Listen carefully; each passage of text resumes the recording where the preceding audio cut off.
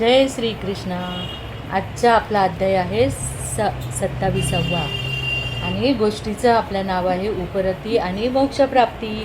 श्री विष्णू म्हणाले, लक्ष्मी, पूर्वी सुशर्मा नावाचा एक राजा आणि त्याची षष्टुमती नावाची राणी उभयता आपल्या राज्यकारभार आणि संसार आनंदाने मोठ्या धार्मिक निष्ठेने चालवित होते। अधिक मासातील व्रते नियम पाळून ते अपार दान धर्म करीत असत। एके दिवशी त्या राजाकडे अंगिरा नावाचे एक तपोनिष्ठ ऋषी आले। राजा राणीने त्यांचे यथोचित स्वागत केले, त्यांची पूजा अर्चा केली। त्यामुळे अंगिरा ऋषींना खूपच आनंद वाटला। ऋषी म्हणाले, राजा, तू मोठा भाग्यशाली आहेस।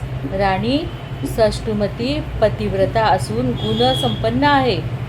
तुम्ही अधिक मासातील व्रते नियम स्नानदानादी अनेक पुण्यकर्मे केली आहेत, त्यामुळे तुम्हावर भगवान पुरुषोत्तम प्रसन्न आहेत। त्यांच्या कृपेने तुमचे इह परलोक परमकल्याणच होईल।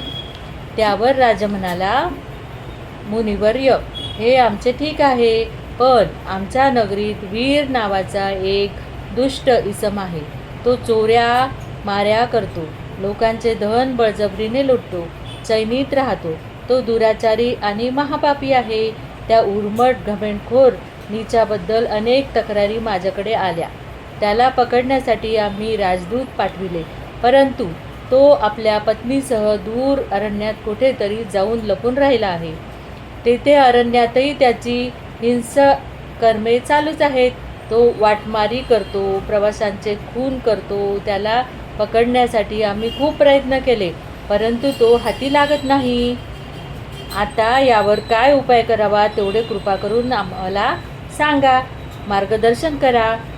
अंगिरा ऋषी म्हणाले, राजा, त्या दुराचारी वीराला पकडून तुझ्यात जन्मभर खितपत पडू देण्यापेक्षा तुरुंगात जन्मभर खितपत पडू देण्यापेक्षा त्याला आपल्या केलेल्या काही पुण्यकर्मे घडतील, केलेल्या पापकर्माचा पश्चाताप होईल आणि मग उपरती होऊन त्याच्या हातून काही पुण्यकर्मे घडतील, नंतर तो मोक्षपदाला जाईल, अशी काहीतरी व्यवस्था कर।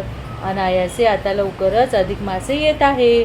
या अधिक मासात जर त्या वीराच्या आणि त्याच्या पत्नीच्या हातून काही पुण्यकर्मे घडली तर निश्चितच भगवान पुरुषोत्तमाच्या कृपेने त्याला उपरती होऊन मोक्षप्राप्ती होईल, त्याचे कल्याण होईल। पहा, अंगिरा ऋषी गेल्यानंतर राजा दुशर्मा आणि राणी इष्टुमती या उभयतांनी मुनीच्या संदेशाप्रमाणे काही उपाय करण्याचा विचार केला। नंतर स्वतः राजा राणी एके दिवशी आपल्या निवडक लोकांसह त्या घोर अरण्यात गेले। त्या अरण्यात एका तळ्याच्या काठावर एक छोटेसे सुंदर विष्णू मंदिर होते। त्या रम्य ठिकाणी राजा राणीने आपला तळ ठोकला। 2-4 दिवसानंतर चमत्कार असा झाला की त्या अधिक मासातील स्नान व्रतासाठी राजा राणी अगदी भल्या पहाटे अंधारातच तलावात स्नानासाठी गेले होते। स्नान आटपून ती राणी षष्टुमती एका वृक्षाआड कपडे बदलीत होती। तोच एक स्त्री तेथे आली। तिने राणीचे पाय धरले आणि काकुळतेने ती म्हणाली, हे पुण्यशील राणी, माझे पती भारीच दुराचारी आहेत। अनेक पापे त्यांच्या हातून घडली आहेत। राजाकडून शिक्षा होईल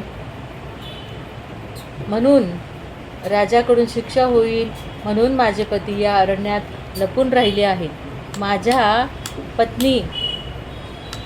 पत्नी धर्म म्हणून मीही पतीबरोबर इथे लपून दिवस कंठीत आहे। नंतर ती पुन्हा म्हणाली, राणीसाहेब, आता तुम्ही या तळ्याकाठी विष्णू मंदिराजवळ तळ ठोकूनच राहिला आहात। हे पाहून मला उपरती झाली। मी माझ्या पतीच्या अपराधाबद्दल क्षमा मागते। कृपा करून आम्हाला आता सन्मार्गाला लावा। त्या स्त्रीची ती विनवणी ऐकून राणीला दया आली। तिने त्या स्त्रीला राजापुढे नेले। त्या स्त्रीने राजाला नमस्कार करून आपली हकीकत सांगितली। तेव्हा राजा म्हणाला, बाई, तुझा तो पती वीर आता कुठे आहे? त्याला माझ्यासमोर आण। जर त्याला केलेल्या पापकर्माचा खरोखर पश्चाताप झाला असेल तर आम्ही त्याला क्षमा करून सन्मार्गाला लावू। राजाचे हे बोलणे ऐकताच एका वृक्षाआड लपलेला तो वीर झटकन पुढे आला। त्याने राजाचे पाय धरले आणि तो मोठ्याने रडू लागला। रडत रडत तो म्हणाला, महाराज, मला क्षमा करा, मी पापी आहे, मी केलेल्या दुष्ट कृत्याचा मला पश्चाताप होत आहे. मग राजा राणीने त्या उभयता वीर आणि त्याची पत्नी यांना आपल्या बिराडी नेले. तेथे अधिक मासानिमित्त भगवान पुरुषोत्तम राधाकृष्ण मुरलीसह गोपाळ यांची पूजा केली. त्या पूजेत त्या दोघांना समाविष्ट करून घेतले आणि अधिक मासातील व्रते नियम समजावून सांगून त्या पुण्यकर्माचे फळ हे सांगितले. त्यांना ती व्रते आचरण करायला लावले. त्या व्रताच्या पुण्याईने अधिक मासाच्या शेवटी गोलोकातून एक विमान आले. त्या विमानातून देवदूतांनी तो वीर आणि त्याची पत्नी यांना सन्मार्गाने गोलोकात नेले. विष्णू म्हणाले, लक्ष्मी, अधिक मास व्रताच्या पुण्याईमुळे त्या पापी वीराला उपरती होऊन मोक्षप्राप्ती झाली. आता या कथेनंतर पुढील 28व्या अध्यायात एका थोर पतिव्रतेची कहाणी मी तुला सांगणार आहे. जय श्री कृष्ण.